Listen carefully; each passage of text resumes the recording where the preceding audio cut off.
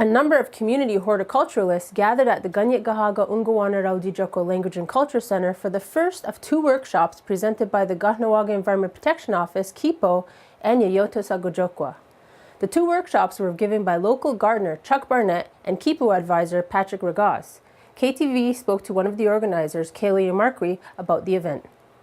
So Ieiénthos Akotióhkwa began a couple of years ago when Trina Delormier was doing her research on, she was looking at different kind of food-related activities in the community in conjunction with KSDPP. So I was working with the Environment Office, and we went there and talked a little bit about the different kind of interventions we could do in the community to help people get back into their gardens, have a better relationship with their food that they produce themselves, and get together with their kids, spend time with them outside. Like, there's just no reason not to do any of this stuff. Generally around this time of year, March, April, I'll run into people on the streets. If they're first time gardening or if they're just getting into it, they'll ask, well, what should I grow? And my answer is always the same. Well, what do you eat? You wouldn't become a chicken rancher or a chicken farmer if you didn't like the taste of chicken, right?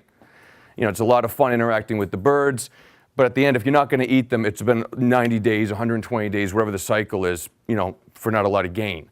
So the first question is, what do you eat? What do you like to eat? If you don't eat kale and you don't eat asparagus, don't grow kale and asparagus. We don't have a lot of land base here to be looking at cash crops, so most of the farming, most of the gardening here is for personal use and trade and neighborhood use. For the most part, we just don't have that kind of acreage here. We did another workshop a couple of weeks ago. We have another one coming out, parents and children with edible landscapes, to give them fruit or nut trees to go home with at the end of the day, or to order rather. And the idea really is just, it hits all the marks, right? It's traditional, it's healthy, it's organic, it's physical activity, it's being outside, it's spending time with your kids, it's all these things that are our traditional responsibilities, but may have fallen by the wayside in recent years, but seem to be enjoying a renaissance these days. So that's basically what we're up to.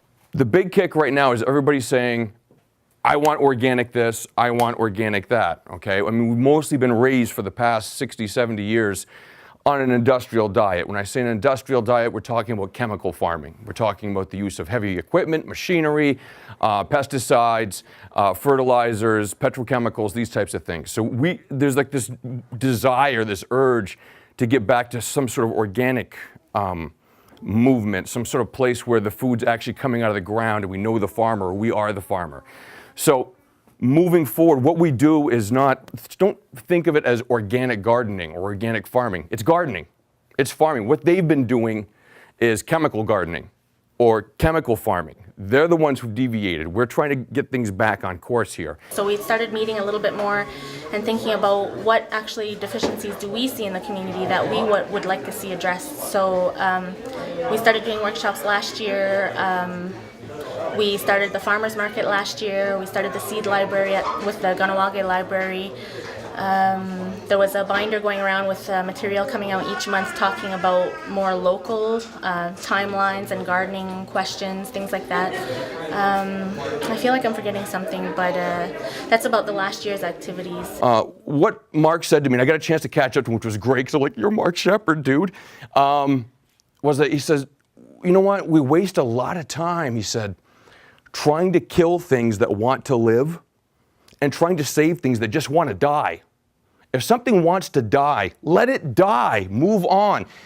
Put your energy into something that's going to live. If something like the weeds, like dandelions or whatever is sort of infesting your yard, really wants to live, well, let it live, because there's probably a reason. There's something you can do with just about everything, because the climate, the soil, everything is perfect for that particular organism. So let it live. Learn from your lesson, move on, and do something different over here. But if you spend the whole summer chasing down that thing that wants to live and you're going at it every day, you're wasting a lot of energy. It's a lot about inputs and outputs. You wouldn't spend $100 to make $2 back in return, would you? It doesn't make sense. And that's what people do. They go out with the Miracle-Gro and they go out with the Scots, and they're buying the latest, greatest Canadian Tire contraption to sort of keep everything on a constant state of life support. We have to stop thinking of ourselves as gardeners or farmers. Okay, think of it in terms of this. We are photosynthesis managers, okay? That's our only job, is to manage the sunlight that's coming through. The water's going to take care of itself. The soil, for the most part, you can do amendments to the soil, you can use compost, you can add things to the soil, nutrients and nitrogen fixers. Most of that stuff is older and bigger than you. You really can't influence. It's like you trying to push up against the side of this building and thinking you're going to move it, okay? All you end up doing is tiring yourself out. So approach it as being a photosynthesis manager. What likes the sunlight? What likes partial sunlight? What hates sunlight? All that stuff happens through observation. It was really good. We ended up moving the workshop to the cultural center during the lunch hour because the Diwananira students wanted to come.